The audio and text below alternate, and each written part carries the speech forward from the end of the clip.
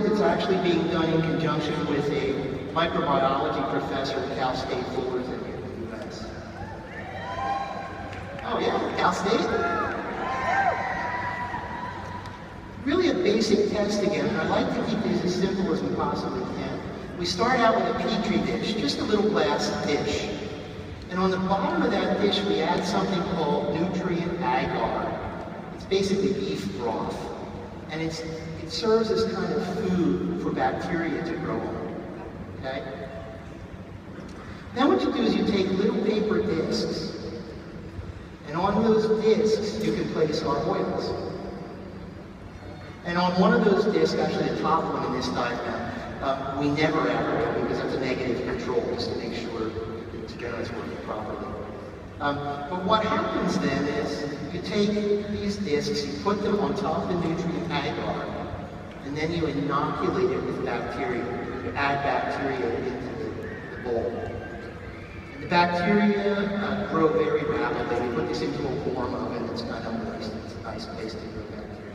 They grow very rapidly across the entire bottom of the plate. And what happens is if your oils happen to have an antibacterial effect, the bacteria don't grow in close to the paper discs.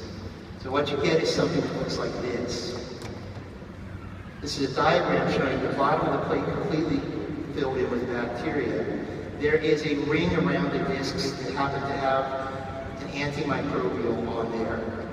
That's called a zone of inhibition because it inhibits the bacteria from growing in towards the paper disc. Now, what does this look like in the real world? It's not quite that pretty, but it's pretty close. It looks like this. Now, what you see here, the two discs on the bottom have an oil on there that I probably shouldn't tell you about, but it rhymes with cheese. And the top disc has no oil, so the top disc obviously has the bacteria growing right up against it, and there's no zone of inhibition.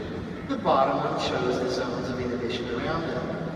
And there's some complicated ways to measure this, which I won't go into, but basically the size of that zone of inhibition and the time that the bacteria were allowed to grow give us a pretty good indication of how well a particular product prevents microbes from growing.